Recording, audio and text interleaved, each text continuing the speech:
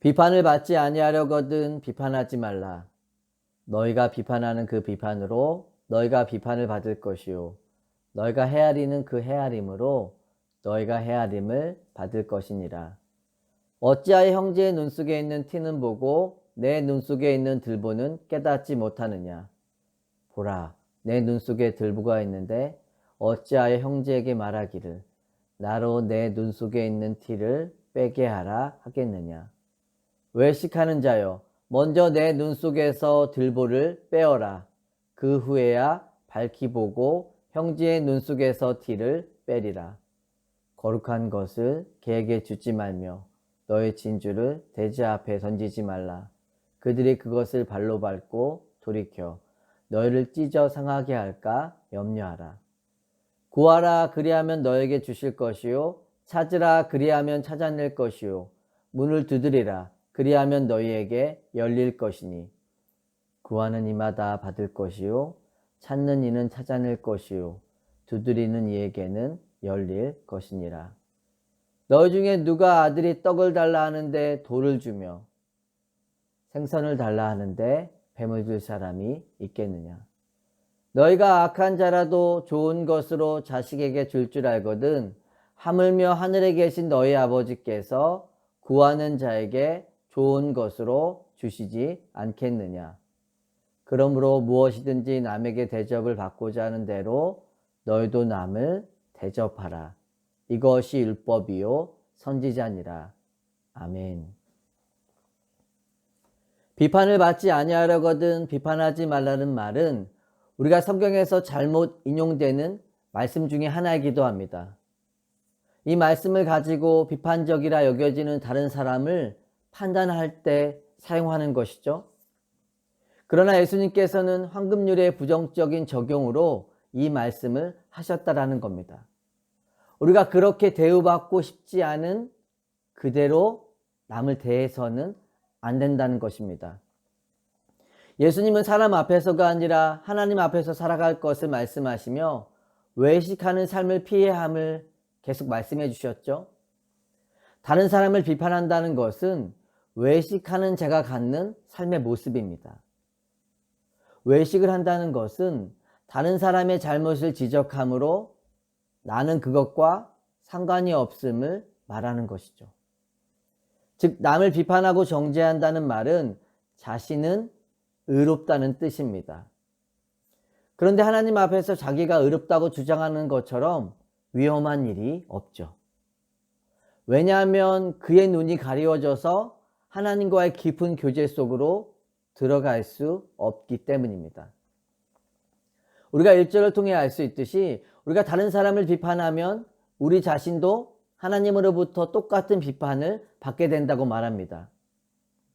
여러분, 우리가 다른 사람을 비판해서는 안 되는 이유는 인간은 모두 죄인이기 때문이죠. 우리가 이웃을 정죄할 수 없는 것은 내가 먼저 정죄 상태에 있기 때문입니다. 즉 나부터가 먼저 용서를 받아야 하는 자리에 있다는 것을 알고 있기 때문이죠. 그런데 인간은 자신에 대해 무지하면서도 특히나 자신의 죄와 허물에 대해서는 더욱 무지하죠. 하나님과의 관계 안에서 자신의 내면을 들여다보지 않으면 내가 얼마나 추하고 오만한지를 깨닫게 될 수 없는 것입니다.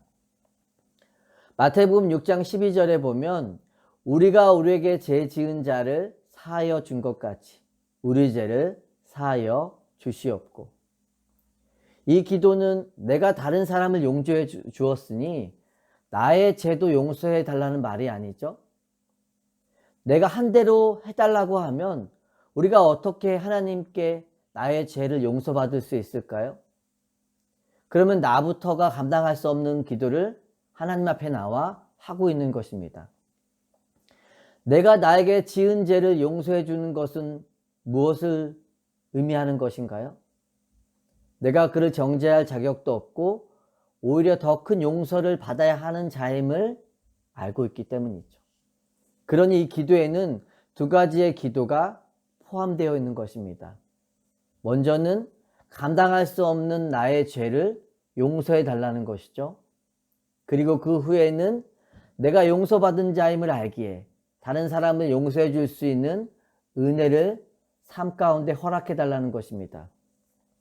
왜 그렇게 구해야 할까요? 다른 사람을 용서해 줄 수 있는 사랑이 우리에게는 없기 때문이죠. 그래서 누군가는 용서는 하나님의 사랑의 인간적인 표현이라고 말하기도 합니다. 우리의 용서 속에 하나님의 사랑이 있고 하나님의 사랑을 하면 용서하게 된다는 거죠.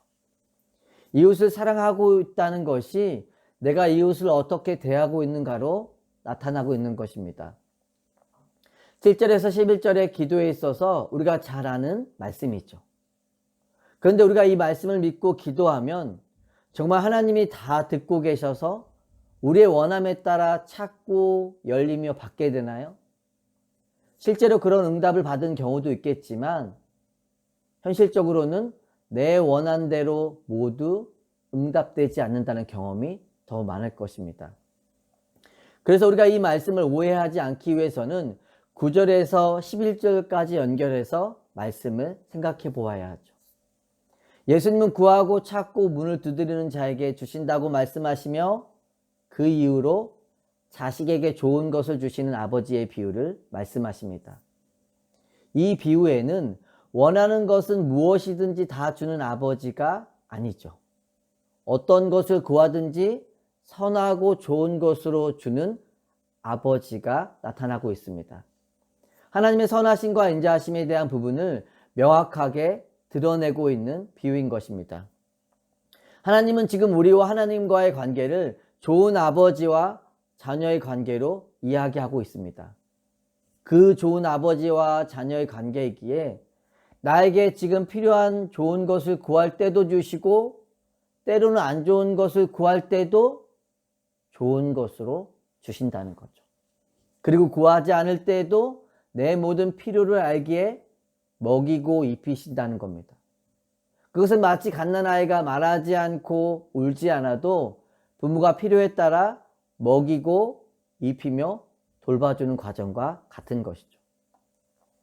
여러분은 지난 삶을 돌아보니 어떠신가요? 우리가 하나님께 모든 필요를 구했기에 하나님이 주셨나요? 그때마다 필요한 것들을 말했기에 하나님이 주시고 힘들고 어렵다고 말을 해야 우리 삶에 피할 길을 내어주셨나요? 제 삶만 돌아보아도 구하지 않은 너무나 큰 사랑과 은혜를 주셨음을 깨닫게 됩니다. 십자가의 사랑과 은혜는 말할 것도 없고 일상생활에서 누리는 모든 것이 하나님께로부터 온 것임을 고백하지 않을 수 없죠. 지난 삶의 여정은 하나님의 인도하심과 은혜였음을 고백할 수밖에 없습니다. 저는 미처 생각지 못했지만 하나님께서 나에게 주셨고 또 받을 자격은 없지만 감당할 수 없는 은혜와 사랑을 베풀어 주셨다는 겁니다. 오늘 본문은 우리가 원하는 것을 다 구하면 원하는 대로 주시겠다는 약속의 말씀이 아니었죠. 내 수준에서 세상적인 것들을 구하고 찾고 두드리라는 말이 아닌 것입니다. 마태복음 7장과 동일한 내용을 기록하고 있는 누가복음 11장 13절에 보면 이렇게 이야기하죠. 너희가 악할지라도 좋은 것을 자식에게 줄 줄 알거든. 하물며 너희 하늘 아버지께서 구하는 자에게 성령을 주시지 않겠느냐. 하나님께서 구하라고 하신 것은 약속하신 성령을 구하고 하나님을 찾고 하나님과 동행하기 위해 계속해서 두드리라는 말이죠. 우리가 하나님께 기도하는 것은 내 필요를 받아내고 하나님의 뜻을 알아내서 더 좋고 안전한 선택을 하기 위한 것이 아닙니다. 물론 우리의 삶을 위해 구해야 할 기도들도 있겠죠. 하지만 기도의 궁극적인 목적은 기도를 통해 성령을 받고 성령의 인도하심을 따라 하나님을 만나고 경험하는 것입니다. 하나님이 내게 좋은 아버지가 되시며 선하심 가운데 나를 늘 인도하고 계심을 경험하게 되는 거죠. 아버지의 능력 앞에 내 삶과 문제를 의탁하며 성령의 능력을 구하는 삶. 이것이 우리가 하나님께 날마다 구하고 찾고 두드려야 하는 우리의 기도인 것입니다. 내가 기도하면서 소망하며 원했던 것들이 몇 가지나 이루어지고 응답하셨는가 보다 하나님과의 관계에 더 집중하는 것이 기도이죠. 내가 원하는 것을 다 들어주고 이루어 주시기에 우리의 삶의 기도가 능력이고 축복인 것이 아니라 내가 무엇을 구하든지 또 무엇을 원하든지 결국에는 하나님의 방법으로 선하게 이끄시고 은혜 주실 것이기에 우리가 하나님을 신뢰하며 기도하는 거죠. 예수님께서는 기도 응답에 대해 말씀해 주시고 마무리하시며 12절에 보면 이렇게 이야기하시죠. 그러므로 누구든지 남에게 대접을 받고자 하는 대로 너희도 남을 대접하라. 이것이 율법이요 선지자니라. 우리가 그러므로라는 말은 앞의 말과 연결해서 보통 사용하죠. 그런데 너희 아버지께서 구하는 자에게 좋은 것으로 주시지 않겠느냐. 그러므로 무엇이든지 남에게 대접받고자 하는 대로. 뭔가 논리적으로 앞의 내용과 쉽게 연결되지 않습니다.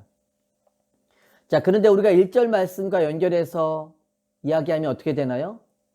너희가 헤아리는 그 헤아림을 받을 것이니라. 그러므로 남에게 대접받고자 하는 대로 대접하라. 형제를 비판하지 않는 것이 이웃을 향한 우리의 소극적인 사랑의 표현이었다면 형제에게 대접하는 것은 적극적인 이웃사랑인 거죠.